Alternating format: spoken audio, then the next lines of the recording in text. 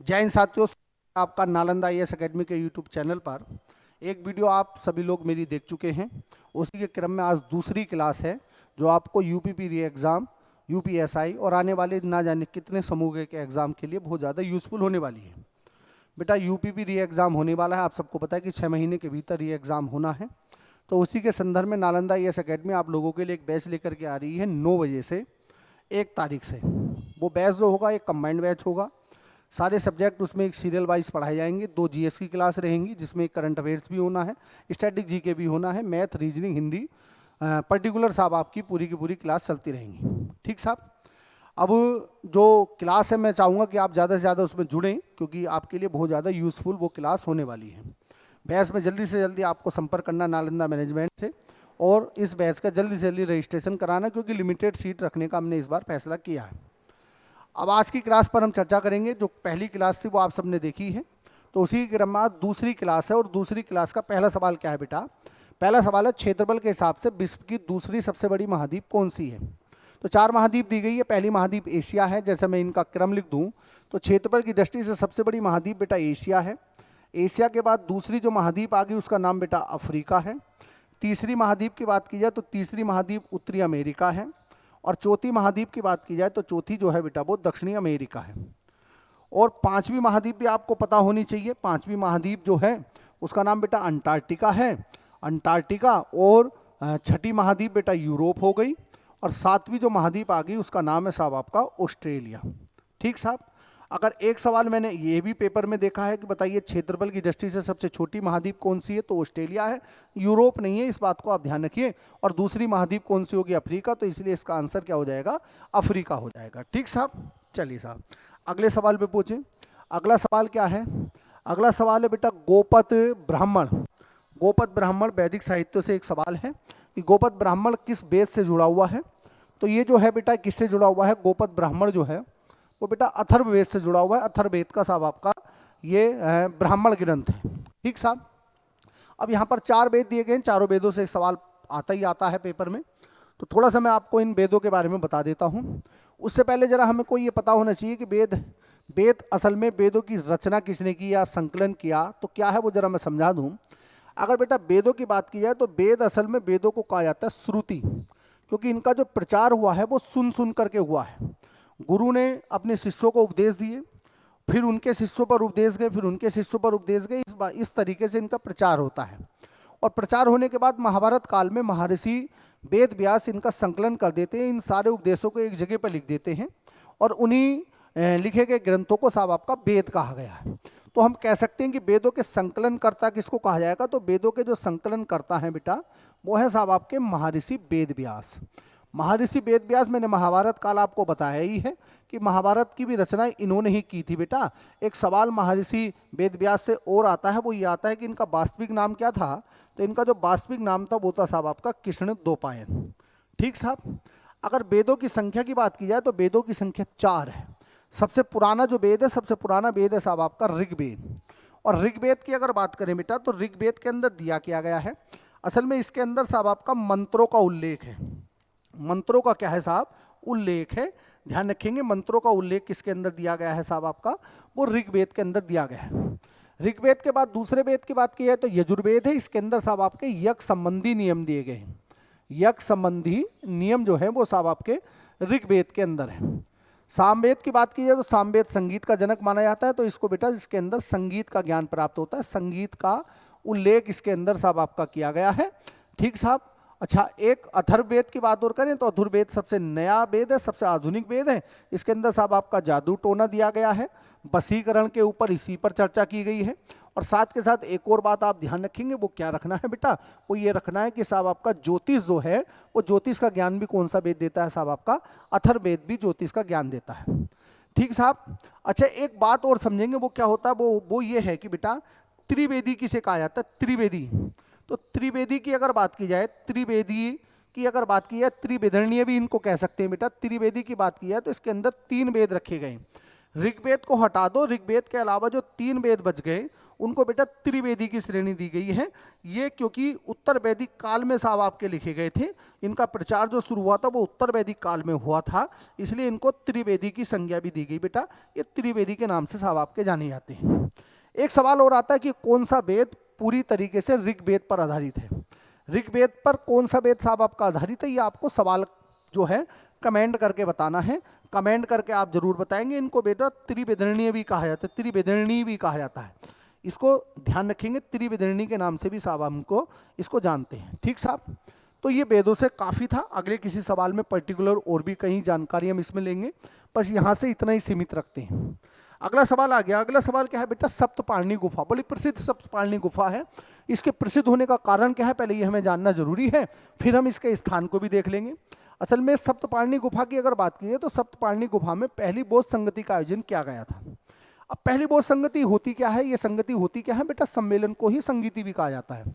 असल में गौतम बुद्ध की जब मृत्यु हुई तो मृत्यु के समय एक प्रश्न ये खड़ा हुआ कि आगे बौद्ध धर्म का संचालन कौन करेगा, कौन बौद्ध धर्म को आगे बढ़ाएगा, क्योंकि गौतम बुद्ध मरने से पहले किसी को भी अपना उत्तराधिकारी या बौद्ध धर्म का संचालक नियुक्त करके नहीं गए थे।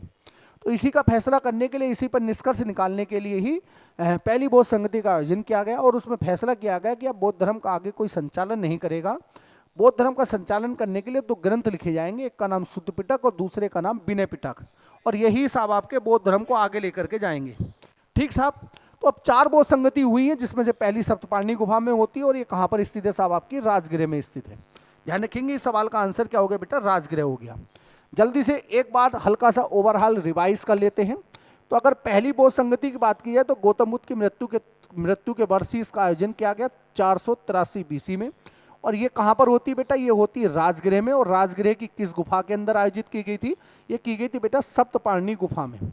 अब एक सवाल और ध्यान रखना है कि इस समय पर मगध के शासक कौन थे, तो मगध के शासक थे, मगध के शासक का नाम था बेटा अजातशत्रु। और साथ के साथ एक और बात ध्यान रखेंगे, इसकी अध्यक्ष किसने की थी, इसकी अध्यक्षता की थी साहब आपका महाकश्यप ने। किसने की बेटा, महाकश्यप ने इसकी अध्यक्षता की थी। एक बात और ध्यान रखेंगे कि गौतम बुद्ध के जो सबसे प्रिय शिष्य थे वो आनंद थे।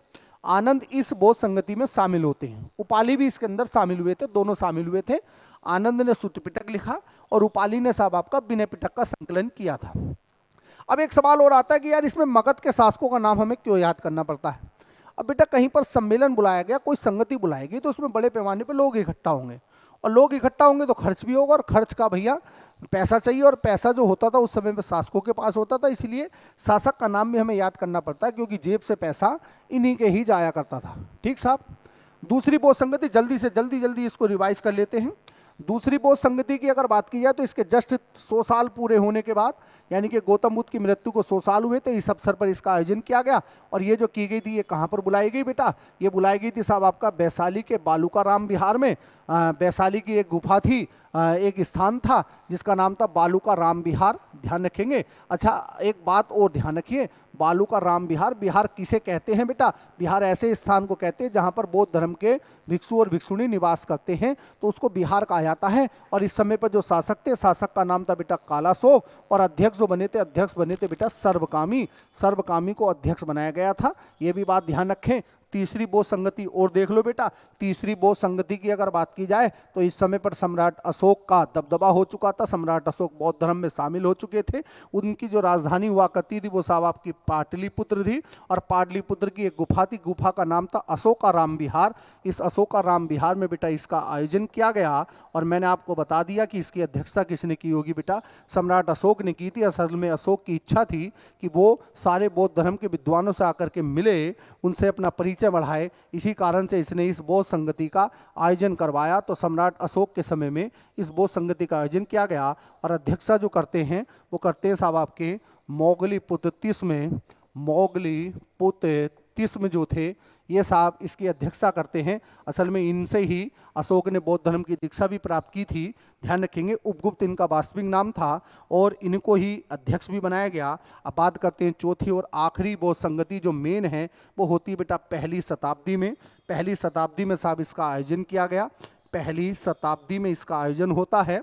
और स्थान की अगर बात करें तो वो स्थान था बेटा कश्मीर का कुंडलवन। कश्मीर का कुंडल वन जो था वो स्थान था जहाँ पर इसकी अध्यक्षता की गई या आयोजन किया गया।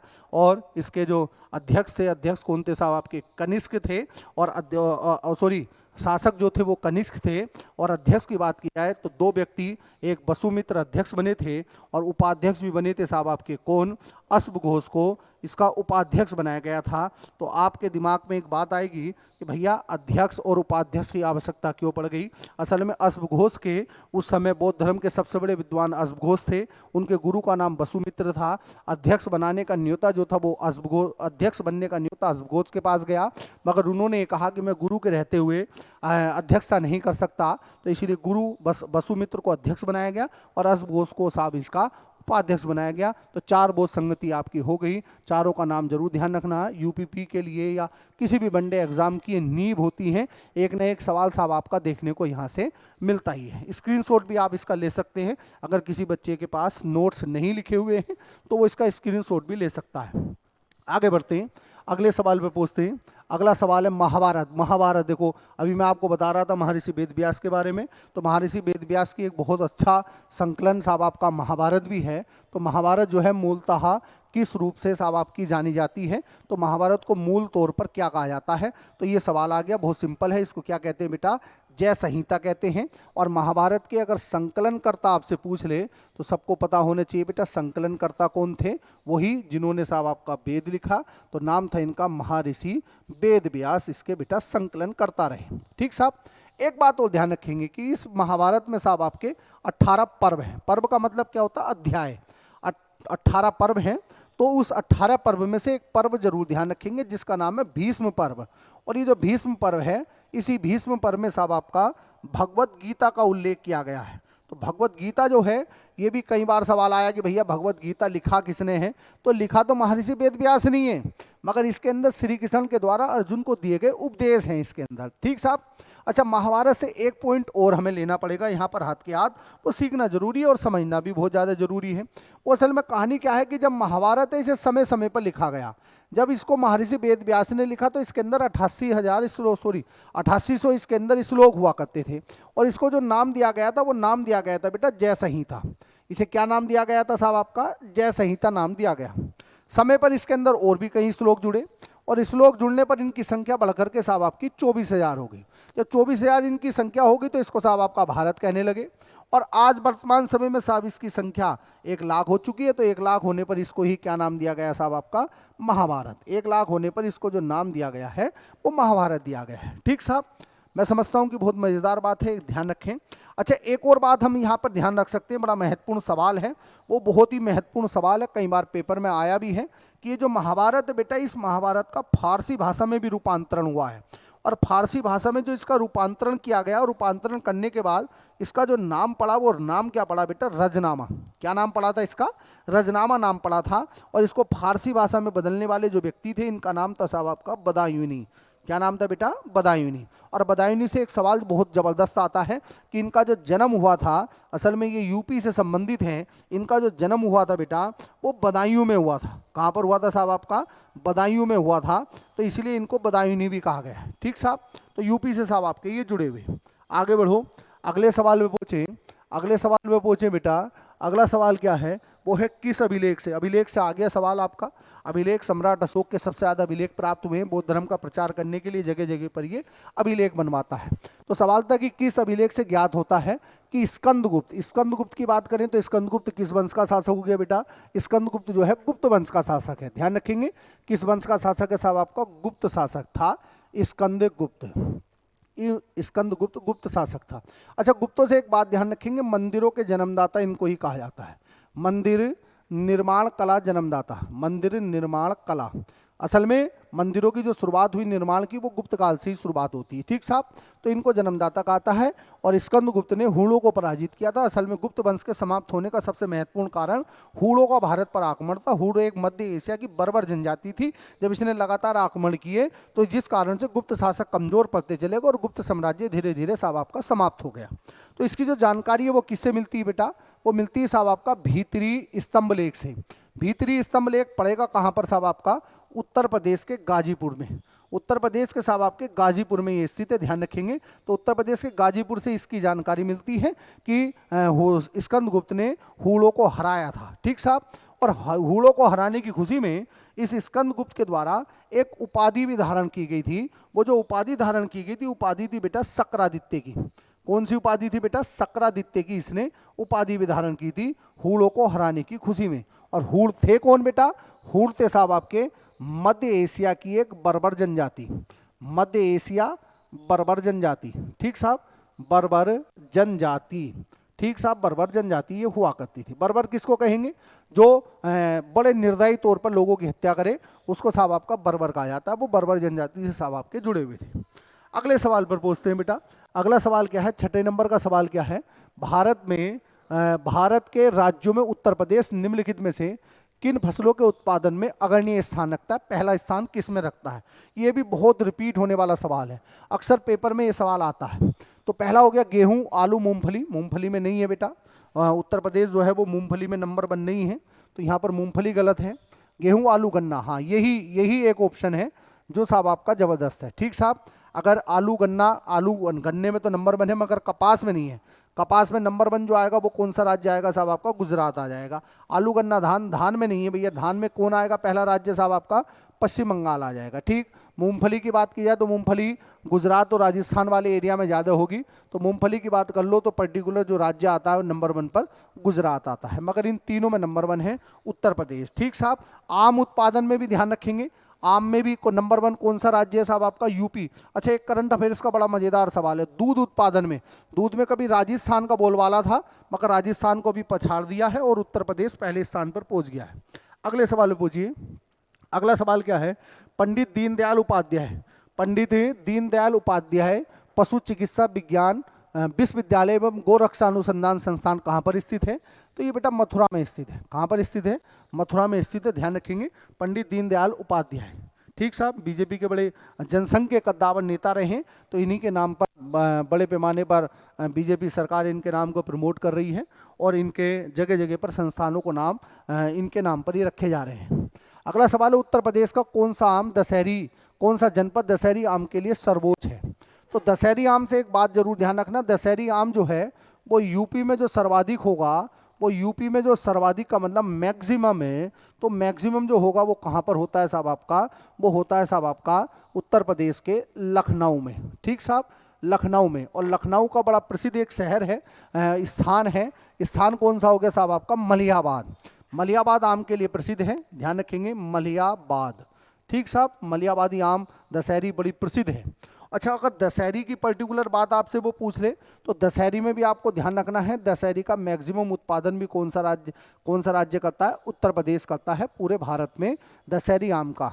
अच्छा, आम से अगर बात छिड़ी है तो आम का भी आप ध्यान रख सकते हैं। आम का अगर देखें तो आम शोध संस्थान जो स्थित है, आम शोध है संस्थान, ये कहाँ पर स्थित होगा बेटा?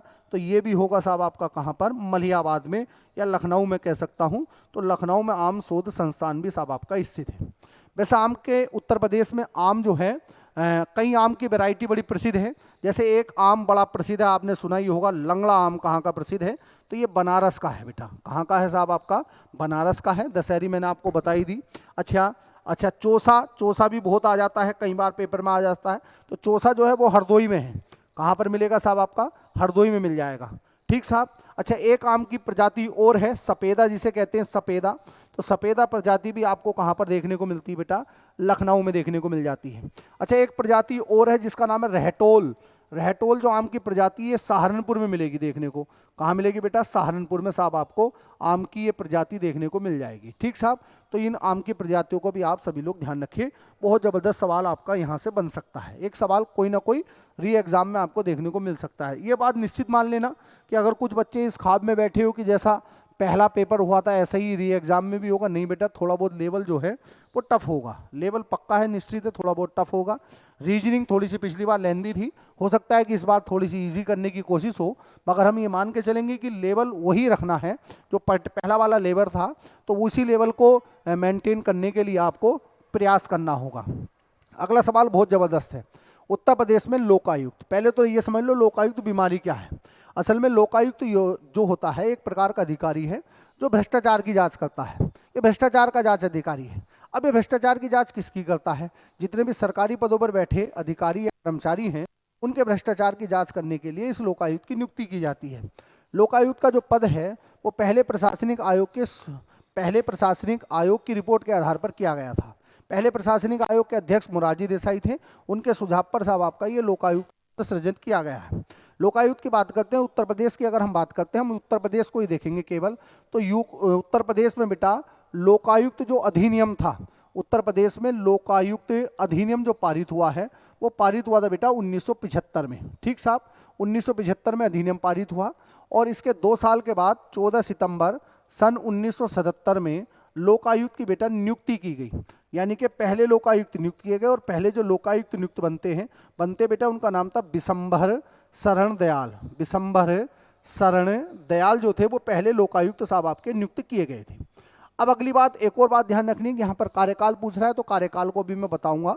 उससे पहले एक और बात समझ लीजिए, अगर 2012 की बात की जाए तो 2012 से पहले जो लोकायुक्त का कार्यकाल था 2012 से पहले, तो इसका कार्यकाल जो हुआ करता था वो 6 साल का हुआ करता था।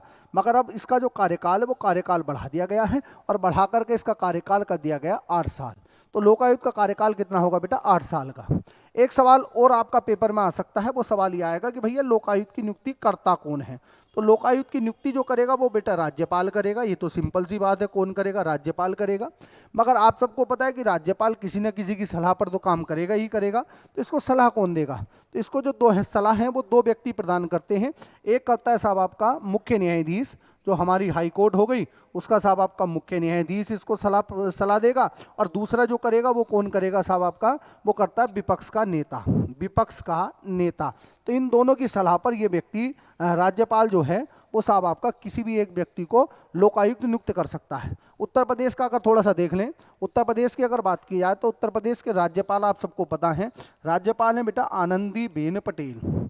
आनंदीबेन पटेल जो है वो साहब आपकी इस समय पर राज्यपाल है। मुख्य न्यायाधीश की बात करें तो अभी आपके मुख्य न्यायाधीश साहब आपके चेंज हुए हैं और इनका नाम है साहब आपका अरुण भंसाली।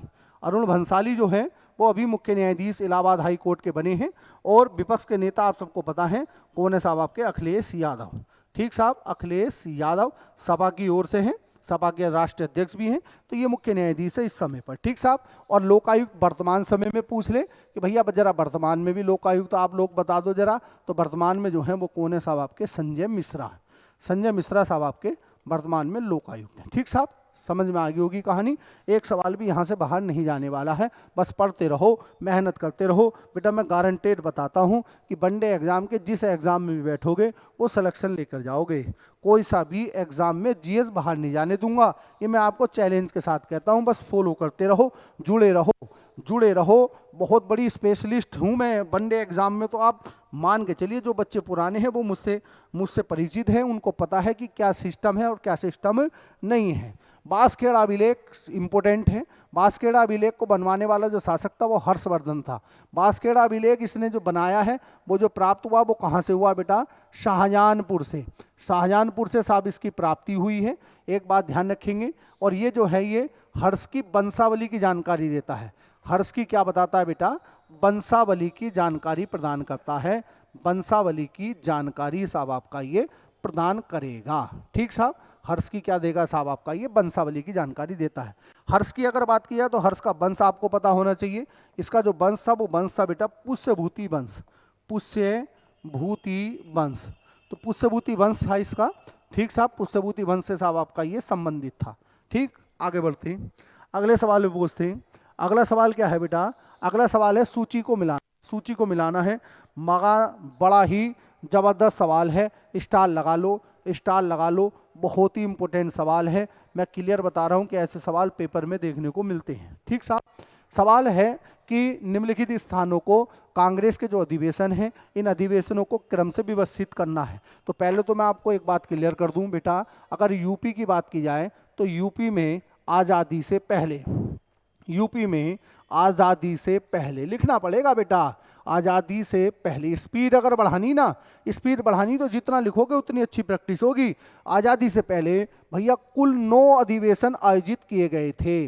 9 अधिवेशन आयोजित हुए। अगर सवाल आ जाए ना कि जरा बता दो बेटा उत्तर प्रदेश में कांग्रेस के कुल कितने अधिवेशन आयोजित हुए, तो उत्तर प्रदेश में कांग्रेस के कुल 9 अधिवेशन आयोजित हुए हैं। अब 9 कौन कौन से हो गए, तो पहला अधिवेशन हुआ बेटा 1888 में, सबको पता है ये कहाँ पर हुआ था, इलाहाबाद में साहब आपका अध्यक्ष ये अधिवेशन आयोजित किया गया। अध्यक्ष जो बने थे वो बने थे बेटा जॉर्ज यूले, और जॉर्ज यूले जो हैं वो पहले विदेशी अध्यक्ष थे। ठीक साहब, जिसके अध्यक्ष ज़्यादा इंपॉर्टेंट हैं वही बताऊंगा, नहीं तो क्या ज़रूरत है। दूसरा अधिवेशन हुआ बेटा 1892 में, और ये अधिवेशन भी इलाहाबाद में ही आयोजित हुआ था।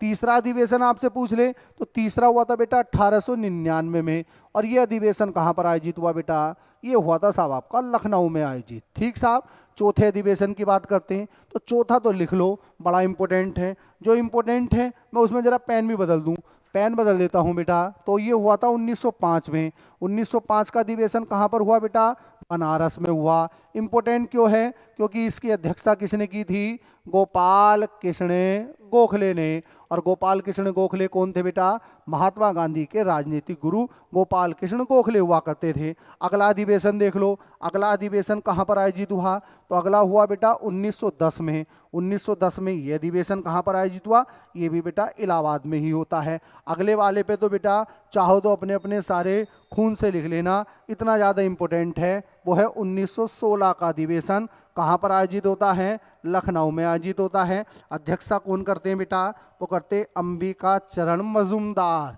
अंबिका चरण मजूमदार इसकी अध्यक्षता करते हैं। भैया इसी में कांग्रेस का एकीकरण भी हुआ था और मुस्लिम लीग के साथ समझौता भी हो गया था। अगला तो पढ़ते पढ़ते तुम पागल हो गए होंगे। भैया 1925 का अधिवेशन था, और स्थान सबको पता है कानपुर था। और अध्यक्षता कौन करती हैं साहब आपकी, सरोजनी नायडू अध्यक्षता करती हैं। क्यों भैया, क्योंकि ये कांग्रेस की अध्यक्षता करने वाली पहली भारतीय महिला भी बनती हैं। सरोजनी नायडू ने इसकी अध्यक्षता की थी। अगला अधिवेशन बेटा 1936 में हुआ था। 1936 में अधिवेशन लखनऊ में आयोजित होता है, और भैया इसकी अध्यक्षता किसने की थी, पंडित जवाहरलाल नेहरू ने इसकी अध्यक्षता की। और लास्ट वाला आपको पता ही होना चाहिए, 1946 स्थान था साहब आपका मेरठ, और अध्यक्षता की थी साहब आपका जेपी, किसने अध्यक्षता की थी, तो जेपी कृपलानी इसकी अध्यक्षता करते हैं। कुल मिलाकर के 9 अधिवेशन आपके आयोजित किए गए। 9 में से आपको क्या ध्यान रखना है, 9 में से आयोजित करना है कि 3 अधिवेशन जो थे बेटा लखनऊ में आयोजित हुए। लखनऊ में कितने अधिवेशन आयोजित हुए, 3 हुए। और इलाहाबाद की अगर बात करें, जिसको आज की तारीख में प्रयागराज कहा जाएगा, प्रयागराज में भी बेटा 3 अधिवेशन आयोजित होते हैं।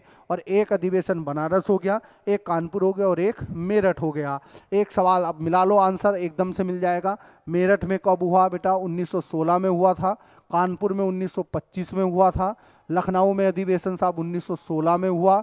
और साथ के साथ साहब आपका बनारस में कब हुआ, 1905 में हुआ था। तो पहले का तीसरा देख लो कौन सा होगा, या तो ये होगा या फिर ये होगा। तो बस यही बैठ रहा है बेटा, राइट आंसर सी इसका क्या होगा, बिल्कुल सही जवाब होगा। स्क्रीनशॉट ले लेना, बहुत ज़बरदस्त तरीके से मैंने आपको बताए हैं सारे के सारे साहब आपके अधिवेशन। ठीक साहब, आगे बढ़ते हैं, अगले सवाल पर पहुँचते हैं। अगला सवाल क्या है, अगला सवाल ये उत्तर प्रदेश के लोक नृत्यों से दिया गया है, सॉरी लोकगीत से सवाल है।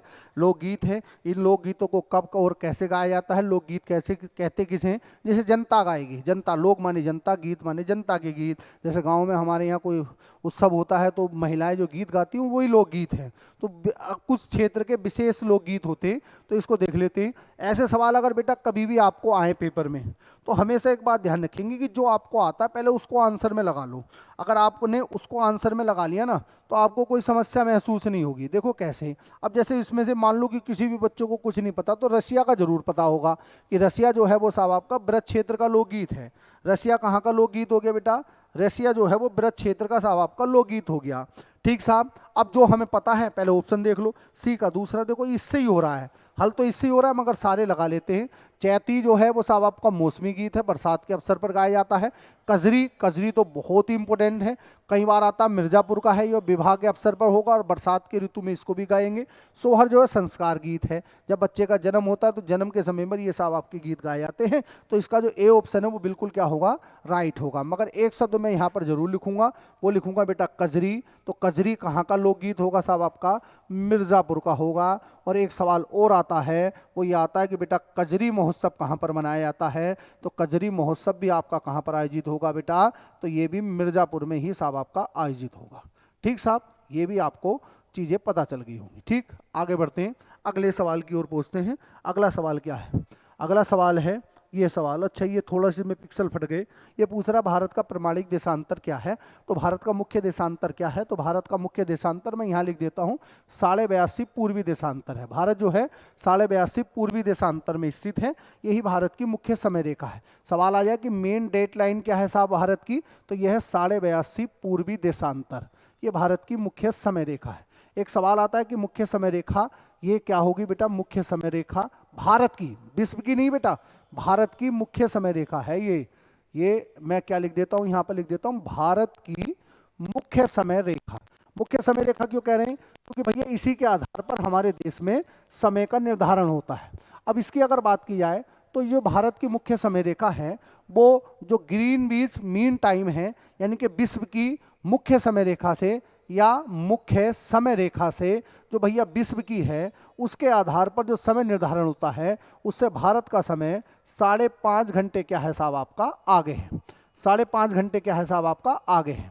ठीक साहब, जो मुख्य समय रेखा होगी इसको बेटा ग्रीनविच रेखा भी कहा जाता है, क्योंकि लंदन से होकर के गुजरती है, ग्रीनविच वेधशाला से गुजरती है, तो इसलिए इसको बेटा ग्रीनविच रेखा के नाम से भी साहब आपका जाना जाता है। और भारत का समय 5.5 घंटे क्या हो गया बेटा? आगे हो गया। अब भारत की जो मुख्य समय रेखा होगी बेटा, इसके बारे में क्या सीख सकते हैं? इसके बारे में आपको ये सीखना है कि ये साहब आपका मिर्ज़ापुर, और कुछ किताबों में अभी भी पुराना अगर कहीं पर छपा है तो नैनी आ सकता है। नैनी कहाँ पड़ेगा बेटा? इलाहाबाद से। ये मिर्ज़ापुर ये नैनी से साहब आपकी होकर के गुजरती है 82.5 पूर्वी देशांतर रेखा। अगर राज्यों की बात करें तो बेटा ये कितने राज्यों से गुजरेगी? ये गुजरती है बेटा 5 राज्यों से। इनका उत्तर से दक्षिण तक का क्रम अगर मैं आपको बता दूं तो याद कर लेंगे उत्तर से दक्षिण का क्रम। तो सबसे उत्तर में जो राज्य आएगा वो उत्तर प्रदेश है, उत्तर प्रदेश से गुजरेगी। उत्तर प्रदेश के बाद ये जो पहुँचती है, ये कहाँ पहुँचती है बेटा? ये पहुँचती है मध्य प्रदेश में।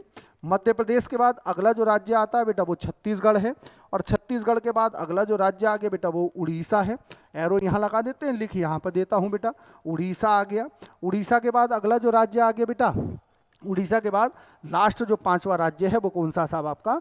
आंध्र प्रदेश है। तो इन 5 राज्यों से होकर के बेटा भारत की मुख्य समय रेखा गुजरती है। ठीक साहब, अगले सवाल पे पूछते हैं। अगला सवाल क्या है? 14वें नंबर का सवाल बहुत इंपॉर्टेंट है। इंपॉर्टेंट क्यों है? क्योंकि भैया भारत जो है इस अंतर्राष्ट्रीय सौर संगठन का मुख्यालय वाला देश है। यहाँ पर अंतर्राष्ट्रीय सौर संगठन का मुख्यालय भारत में ही स्थित है। ठीक साहब, अंतर्राष्ट्रीय सौर संगठन का मुख्यालय कहाँ पर स्थित है? तो ये गुड़गांव में स्थित है। गुड़गांव, जिसको आज की तारीख में गुरुग्राम के नाम से जाना जाता है।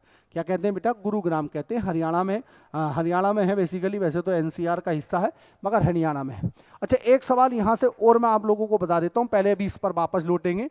तो अगर सौर ऊर्जा की बात की जाए तो सौर ऊर्जा जो है वो नवीनीकरण ऊर्जा के स्रोत है। नवीनीकरण ऊर्जा के स्रोत, नवीनीकरण ऊर्जा स्रोत जो है वो साहब आपकी सौर ऊर्जा है। नवीनीकरण ऊर्जा के स्रोत किसको कहेंगे? ऐसी ऊर्जा के स्रोत जिनको बार बार रिन्यू किया जा सकता है, रिन्यूएबल है, इनको रिन्यू किया जा सकता है। इनको क्या कर सकते हैं साहब आपका? रिन्यू कर सकते हैं। तो ये रिन्यूएबल चीज़ है। ठीक साहब, अब आपका और क्या सवाल यहाँ से आ सकता है? पहली बात तो आपको ये समझना है कि अंतर्राष्ट्रीय सौर संगठन असल में है क्या? ये बेटा कर्क रेखा और मकर रेखा। जो कर्क रेखा हो गई वो 23.5 डिग्री नॉर्थ हो गई, इसको साहब आपका कर्क रेखा कहा जाएगा। और एक के आगे बेटा 23.5 डिग्री साउथ आ गई, और इसको क्या कहेंगे बेटा? मकर रेखा कहेंगे। इनके मध्य में स्थित 121 देशों का ये संगठन है। 121 देशों का क्या है साहब आपका? संगठन है। 121 देशों का संगठन, जो देश इसके मध्य में स्थित है ना, उन देशों का साहब आपका ये संगठन है। अगर इस संगठन के स्थापना की बात की जाए तो इसकी जो स्थापना थी, स्थापना बेटा पेरिस में होती है। पेरिस में इसकी स्थापना हुई थी 30 नवंबर सन 2015 को। 30 नवंबर सन 2015 को असल में कोप का एक सम्मेलन बुलाया गया था, कोप 21 के सम्मेलन के दौरान। इसका सम्मेलन बुलाया गया था, कोप सम्मेलन का आयोजन किया गया था। इसके दौरान इसकी स्थापना हुई, और स्थापना कहाँ पर होती है साहब? आपका पेरिस में। इम्पोर्टेंट इसलिए है क्योंकि इसकी स्थापना में हमारे देश के प्रधानमंत्री और फ्रांस के राष्ट्रपति का योगदान रहा। हमारे प्रधानमंत्री नरेंद्र मोदी की मुख्य भूमिका इसके अंदर रहती है, और इसका मुख्यालय भी भारत में स्थित है, इसलिए और ज़्यादा ये इंपॉर्टेंट बन जाता है। गुरुग्राम में इसका क्या है बेटा? मुख्यालय स्थित है। ठीक साहब, ध्यान रखेंगे। आगे बढ़ते हैं, अगले सवाल पर पहुंचते हैं। अगला सवाल क्या है? अगला सवाल है बंद अर्थव्यवस्था किसको कहा जाएगा? तो बंद अर्थव्यवस्था, अच्छा दो बातें समझ लीजिए। एक शब्द होता है बेटा निर्यात, एक्सपोर्ट, और एक होता है इंपोर्ट यानी कि आयात। तो निर्यात और आयात होता क्या है? आयात और निर्यात, ठीक साहब, अपने देश से यानी कि भारत से किसी भी वस्तु को दूसरे देश में भेज देना निर्यात कहलाएगा। और आयात का मतलब क्या है? जिसकी हमारे यहाँ कमी चल रही है उस वस्तु को अपने देश में लाना, ये आयात कहलाता है। तो जहाँ पर आयात और निर्यात आसानी से हो सके, उसे बेटा खुली अर्थव्यवस्था कहा जाएगा। और जहाँ पर आयात और निर्यात आसानी से ना हो सके उसे बंद अर्थव्यवस्था कहा जाता है। जैसे 1991 से पहले भारत भी एक बंद अर्थव्यवस्था का उदाहरण हुआ करता था। 1991 में एलपीजी पॉलिसी ने यह निश्चित कर दिया कि भारत भी खुली अर्थव्यवस्था को करेगा और बड़े पैमाने पर आयात और निर्यात करेगा। ठीक साहब, तो अब भारत इस समय पर खुली अर्थव्यवस्था को मानता है।